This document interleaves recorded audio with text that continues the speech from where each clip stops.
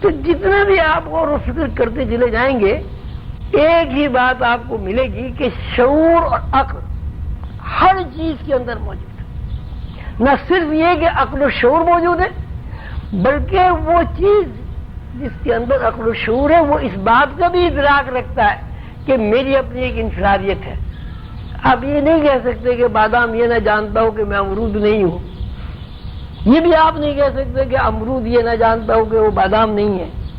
اگر امرود اور بادام کے دونوں درختوں کو اپنا ادراک نہ ہو تو کیا آپ اس بات کا یقین کریں گے کہ کبھی بادام پہ امرود لگیں گے کبھی امرود پہ بادام لگیں گے؟ بادام پر بادام ہی رکھتا ہے، امرود پر امرود ہی رکھتا ہے. اس کا مطلب یہ ہے کہ امرود اس بات سے واقف ہے کہ میری اپنی ایک پرسنالٹی، اپنی ایک انفرادیت ہے، اپنی ایک نوع ہے، میرے اپنے ایک تقاضے ہیں. بادام بھی اسی طرح جانتا ہے کہ اس کی اپنی ایک انفرادیت ہے. تو یہ جتنا آپ غور کریں گے اور اس پہ آپ غور کریں، آج کے سبق میں غور و فکر کی طرف بہت زیادہ توجہ دینے کی ضرورت ہے. اب رات کو آپ ایک چارٹ بنائیں، رات کو سونے سے پہلے چارٹ بنائیں اور اس چارٹ میں جتنی بھی چیزیں آپ کے ذہن میں آ سکتی ہوں وہ چارٹ پر لکھیں. پرندے ہوں، چرندے ہوں، درندے ہوں، درخت ہوں، نباتات ہو، جمادات ہو، اور اس پہ ایک ایک چیز کے اوپر کم سے کم 5-5 10-10 منٹ غور کریں اور جو آپ کے ذہن میں آئے وہ اس کو لکھ لیں. تو یہ آپ کا پورے ہفتے کا سبق ہے. تو وہ پورا ایک چارٹ بنا کے پھر اگلے ہفتے انشاءاللہ ہم پوچھیں گے کہ بھئی آپ نے کیا محسوس کیا. ہو سکتا ہے کہ یہ اگر آپ کا ذہن اتنا زیادہ گہرائی میں چلا جائے جو پھر واقع ذہن کی گہرائی میں جانے کا حق پورا کرتا ہے.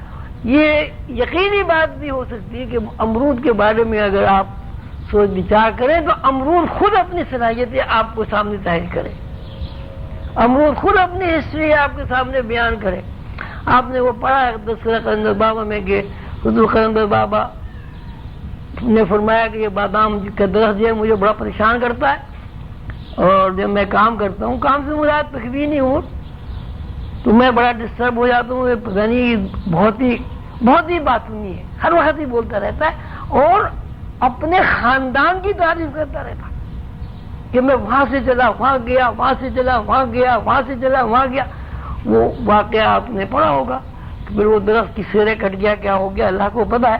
بہرحال یہ بات آپ لوگوں کو بالکل یقینی طور پر ذہن نشین کر لینی چاہیے کہ کائنات میں اللہ کے علاوہ جتنے بھی مخلوق ہیں سب کے اندر عقل و شعور بھی ہے، سب کے اندر اپنا ادراک بھی ہے، سب خوش بھی ہوتے ہیں، سب غمگین بھی ہوتے ہیں، سب کی نسل بھی چلتی ہے، سب شادیاں بھی کرتے ہیں، سب کو پیاس بھی لگتی وغیرہ وغیرہ. اب یہ ہمارا کام ہے ان فی ذلک لآیات لأولی الالباب. اللہ تعالیٰ کہتے ہیں وہ لوگ جو ہماری نشانیوں میں غور و فکر کرتے ہیں ان کے لیے ایک کائنات جو ہے ایک بہترین علم اور آگاہی کا ذریعہ بن جاتی ہے.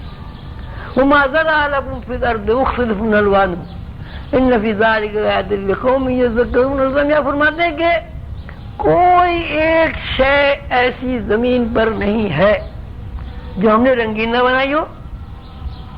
اب اسی پہ آپ غور و فکر کریں کہ رنگ کے اوپر آپ چل پڑیں. اب دیکھیے پتے سارے آپ کو سب نظر آتے ہیں.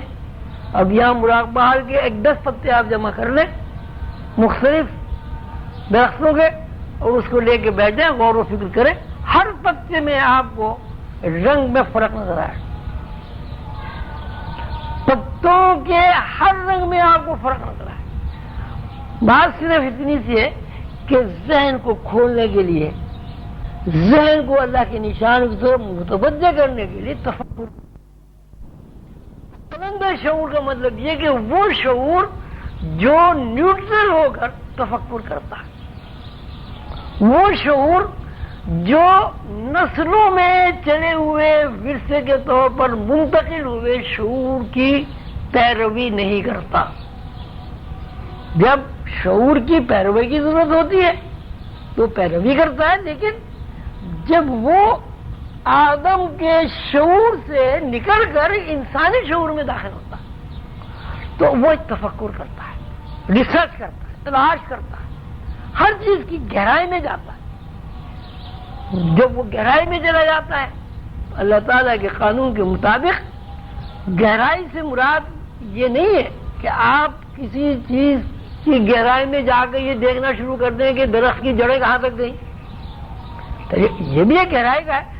گہرائی کا مطلب یہ ہے روحانی نقطۂ نظر سے کہ آپ گہرائی میں اتنے چلے جائیں کہ آپ کی انا اور درخت کی انا دونوں ایک دوسرے سے گلے مل جائیں۔ آپ درخت کی انا میں داخل ہو جائیں، درخت آپ کی انا میں داخل ہو جائے۔ جب آپ اس گہرائی کو پالیں گے تو اس کا فائدہ آپ کو یہ ہوگا کہ درخت کی انا آپ سے بات کرے گی، آپ کی انا درخت سے بات کرے گی۔ الحاظ القیاس یہی حال پہاڑوں کا بھی ہے، یہی حال سماوات کا بھی ہے، یہی حال زمین کی ذات کا بھی ہے، اور یہی حال فرشتوں کا بھی ہے۔ آپ نے قرآن شریف میں پڑھا ہے کہ اللہ تعالیٰ نے فرمایا کہ ہم نے اپنی امانت زمین پر اور سماوات پر اور پہاڑوں پر پیش کی، سب نے انکار کر دیا، انسان نے اس کو اٹھا لیا، تو سب نے انکار کر دیا۔ انکار بجائے خود اس بات کی دلیل ہے کہ وہ اتنی عقل رکھتے ہیں کہ یہ چیز ہم اٹھا سکتے ہی نہیں۔ اگر ہم نے اس بار امانت کو اٹھا لیا، آیا ہم اس کا حق بھی پورا کر سکتے ہی نہیں۔ انکار بجائے خود اس بات کی علامت ہے کہ اقرار بھی اس کے اندر موجود ہے۔ اقرار بجائے خود اس بات کی علامت ہے کہ اتنی صلاحیت، اتنی سمجھ، اتنی فہم موجود ہے کہ کسی چیز کو سمجھ کے یا تو قبول کیا جائے یا رد کیا جائے۔ تو اس آیت کی روشنی میں کائنات میں زمین پر ہر چیز اپنا ایک ادراک رکھتی ہے، اپنا ایک تشخص رکھتی ہے، اپنی ایک انا رکھتی ہے، بالکل اسی طرح جس طرح انسان اپنا ایک ادراک رکھتا ہے، اپنا ایک تشخص رکھتا ہے اور ایک اپنی انا رکھتا ہے۔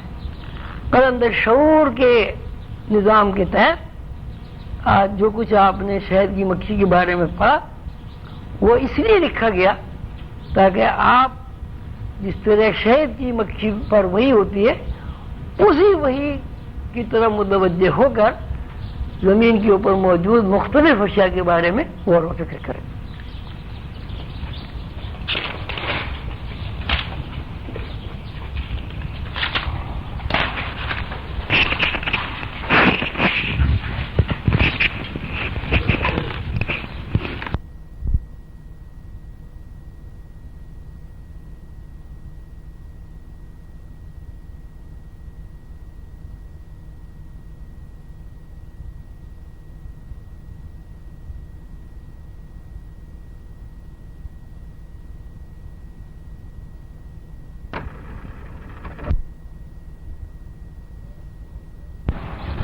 شہد کی مکھی، چیونٹی، کیا کہتے ہیں درزی مکھیاں، شہد کیسے بنتا ہے، موم کیسے نکلتا ہے، موم کی کیسے حفاظت ہوتی ہے کہ وہ گرمی کی وجہ سے پگھل نہ جائے،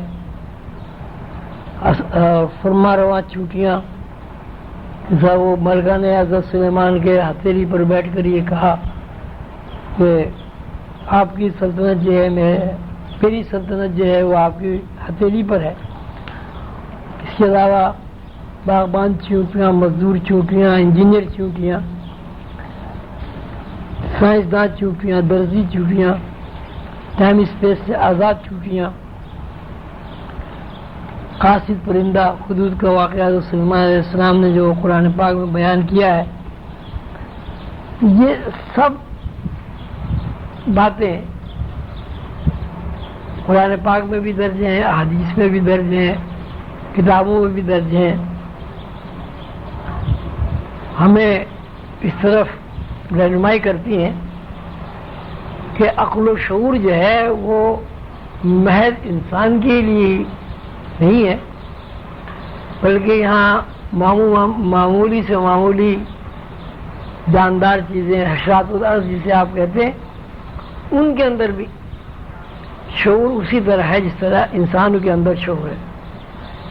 مثلا محل بنانے والی چونٹیاں، محلوں میں گیلریاں بنانے والی چونٹیاں، فوجی چونٹیاں کہ رات کو آرام کرتی ہیں اور دن کو 1 درجن چونٹیاں الگ ہو کر راستہ بناتی ہیں اور ان کے پیچھے تمام چونٹیاں فوجی قافلے کی طرح چل پڑتی